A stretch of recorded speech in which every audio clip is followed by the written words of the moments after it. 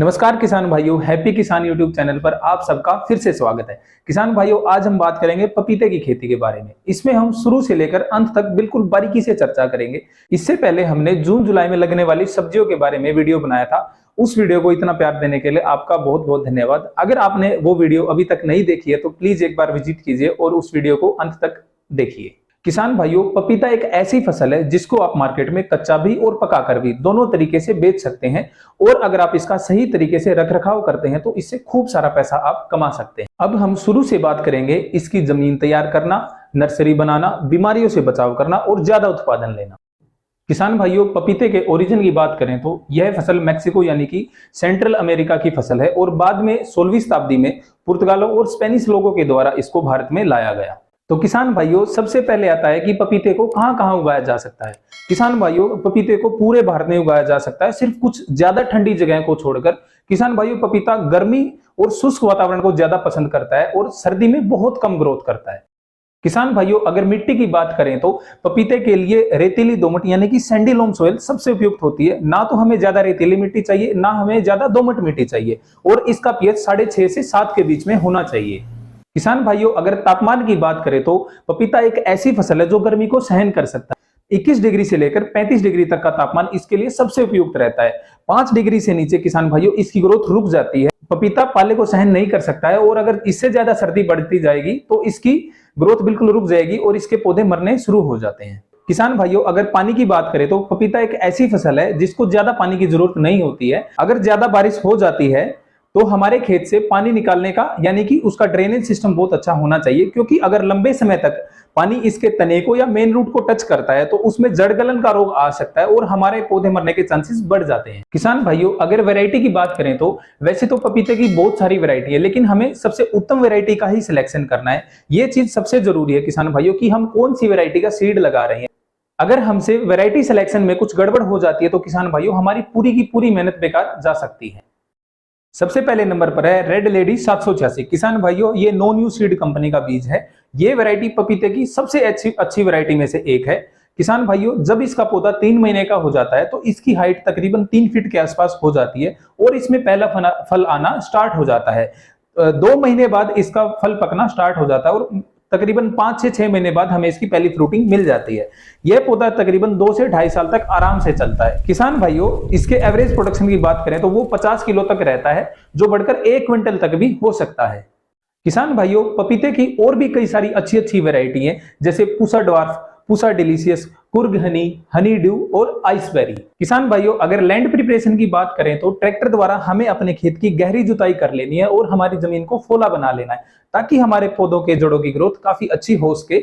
आखिरी जुताई से पहले अगर हम हमारे खेत में गोबर की खाद मिलाएंगे तो हमारा उत्पादन और ज्यादा बढ़ सकता है। किसान भाइयों, अगर पपीते को लगाने के सही समय की बात करें तो हम इसको साल में 2 बार लगा सकते हैं, फरवरी मार्च में और सितंबर। अगर हम हमारा पपीता सितंबर अक्टूबर में लगाते हैं तो सर्दियों तक इसकी हाइट सिर्फ 2 फीट तक ही जाएगी और फिर सर्दी जब आ जाएंगी तो इसकी ग्रोथ बिल्कुल रुक जाएगी। तो किसान भाइयों, इसको हमें अच्छे तरीके से ढकना पड़ेगा और सर्दी से बचाना पड़ेगा। अगर हम हमारे पौधे को फरवरी मार्च में लगाते हैं तो हमारा पौधा भी अच्छा चलेगा और उत्पादन भी ज्यादा होगा और काफी अच्छी ग्रोथ। तो हमें प्रेफरेंस फरवरी मार्च को ही देनी है, क्योंकि सितंबर में जब हम पौधा लगाते हैं तो सिर्फ उसका एक फायदा होता है, क्योंकि जब फ्रूटिंग इसमें स्टार्ट होगी तब तक हमारा फरवरी का महीना आ जाएगा।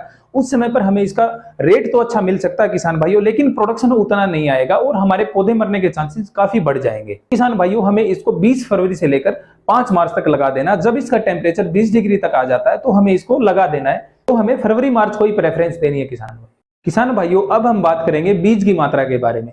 बीज की मात्रा आपके पौधे लगाने के तरीके के ऊपर निर्भर करती है। अगर आप 5 बाई 5 फीट पर पौधा लगाते हैं तो आपका 150 से 200 ग्राम बीज लगेगा, लेकिन अगर आप 7 बाई 8 फीट पर पौधा लगाते हैं तो किसान भाइयों उसमें आपके 1 एकड़ में 750 से 800 पौधे आ जाएंगे, जो कि बहुत अच्छा माना जाता है और इसमें आपका 40 से 50 ग्राम तक बीज लगेगा। रेड लेडी 786 के बारे में अगर बात करें तो इसके बीज का रेट 5.5 लाख रुपए पर केजी के आसपास चल रहा है। किसान भाइयों, अब हम बात करेंगे इसकी नर्सरी के बारे में। पपीते की नर्सरी आप घर पर भी तैयार कर सकते हैं और इसकी पौधा आप मार्केट से भी ले सकते हैं। अगर आप इसकी पौध मार्केट से लेंगे तो आपको इसका पौधा 35 से 40 रुपए में मिल जाएगा। लेकिन किसान भाइयों, अगर आप अपना पौधा घर पर खुद तैयार करते हैं तो इसमें आपका खर्चा भी कम आएगा और आपके पौधे स्वस्थ भी ज्यादा होंगे। किसान भाइयों, सही वैरायटी का चुनाव करने के बाद हमें नर्सरी बनाने का काम शुरू कर देना है। इसके लिए हम पॉलीथीन की थैलियां लेंगे और उसमें बीज लगाएंगे, लेकिन उससे पहले किसान भाइयों हमें रेत, मिट्टी और खाद इन तीनों को बराबर बराबर रेशो में ले लेना है और इसको एक दूसरे के साथ मिला देना है। जब हमारा मिक्सर तैयार हो जाएगा तो हम इस मिक्सर को हमारी थैलियों में भर लेंगे और उसके चारों तरफ और नीचे भी हम छेद कर।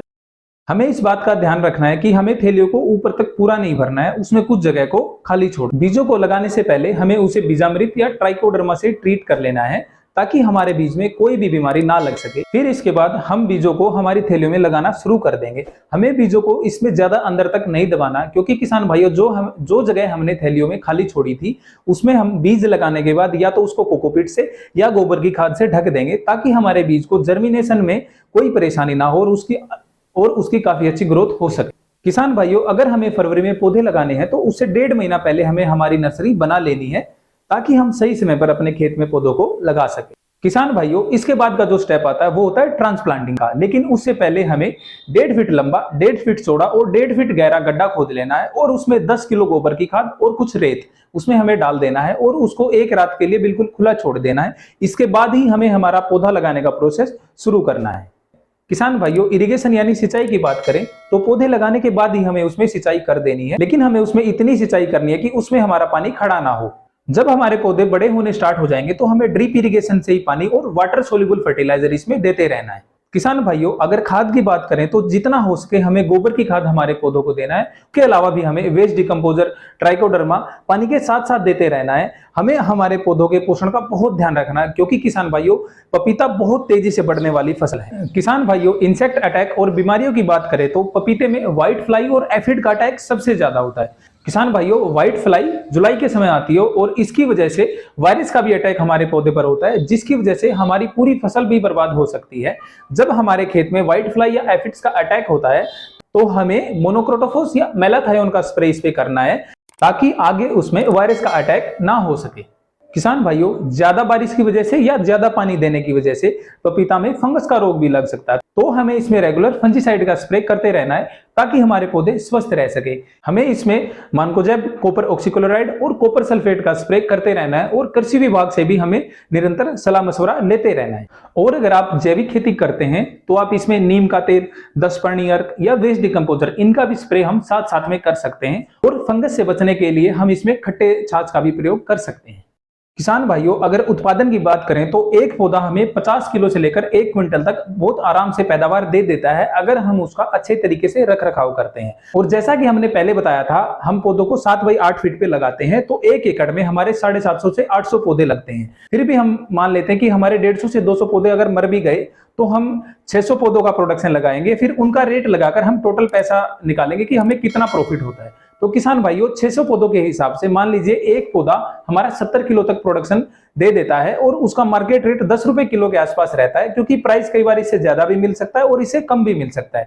फिर भी अगर हम 10 रुपए किलो के हिसाब से बात करें तो 600 पौधों का हमें टोटल 4,20,000 रुपए मिलता है। किसान भाइयों, अब हम लागत के बारे में बात करेंगे। जैसे हमने बताया था कि 7 बाई 8 फीट पे पौधे लगाने से हमारा 1 एकड़ में 40 ग्राम से 50 ग्राम के आसपास बीज लगेगा और 5.5 लाख रुपए प्रति केजी के हिसाब से अगर बीज का रेट लगाएं तो हमारा 22 से लेकर 25,000 रुपए तक का हमारा इसमें बीज आ जाता है। टोटल अगर हम 1 साल का खाद का और पेस्टिसाइड फंजीसाइड का खर्चा लगाएं तो 20,000 हम उसके आसपास उसको मान सकते हैं और टोटल लेबर का खर्चा भी हमारा 20,000 के आसपास इसका आ जाता है। और अगर हम ट्रांसपोर्ट कॉस्ट की बात करें तो 4,000 से लेकर 5,000 तक का हमारा ट्रांसपोर्ट कॉस्ट आ जाता है। तो टोटल हमारा जो खर्चा किसान भाइयों 1 साल में आएगा वो 70-75,000 के आसपास आएगा। किसान भाइयों, अगर हम प्रॉफिट की बात करें तो 4,20,000 रुपए में से 70 से 75,000 रुपए अगर हम माइनस करते हैं तो 3 से 3.5 लाख के आसपास हमारा प्रॉफिट आ जाएगा, जो कि एक बहुत अच्छा अमाउंट है। तो किसान भाइयों, आप भी इस तरीके से इसकी खेती कर सकते हैं। किसान भाइयों, अगर पपीते के साथ इंटरक्रॉपिंग के बारे में बात करें तो आप अपना मुनाफा बढ़ाने के लिए इनकी लाइनों के बीच में बहुत सारी सब्जियां लगा सकते हैं, जैसे घिया, पेठा, मिर्च, भिंडी, तरबूज आदि। आप पपीते को अगर मल्टीलेयर फार्मिंग मॉडल के साथ में लगाएंगे तो आपका मुनाफा कई गुना तक बढ़ सकता है। मल्टीलेयर फार्मिंग एक ऐसा मॉडल है किसान भाइयों जिसमें आप अपने खेत में एक साथ 2 से लेकर 5 फसलें अपने खेत में उगा सकते हैं, जिससे आपका उत्पादन भी बढ़ेगा और मुनाफा भी कई गुना तक बढ़ जाएगा। किसान भाइयों, इंटरक्रॉपिंग मॉडल अपनाना एक सही कृषि प्रणाली है, क्योंकि जब तक आपके पौधे फल देना शुरू करेंगे तब तक आप अपनी सब्जियों को बेचकर काफी अच्छा मुनाफा कमा रहे होंगे। तो किसान भाइयों, ये थी पपीते के बारे में पूरी जानकारी। आप भी ऐसी खेती करके लाखों रुपए कमा सकते हैं। किसान भाइयों, हमें अनाज वाली फसलों पर ज्यादा निर्भर न रहकर फलों और सब्जियों की खेती पर ज्यादा ध्यान देना है, क्योंकि इससे हमारा मुनाफा और आय दोनों बढ़ सकते हैं। किसान भाइयों, पूरी वीडियो देखने के लिए आप सबका बहुत बहुत धन्यवाद। इस वीडियो को लाइक करें, कमेंट करें, शेयर करें और खेती से जुड़ी बिल्कुल सही जानकारी पाने के लिए हमारे चैनल को सब्सक्राइब जरूर करें।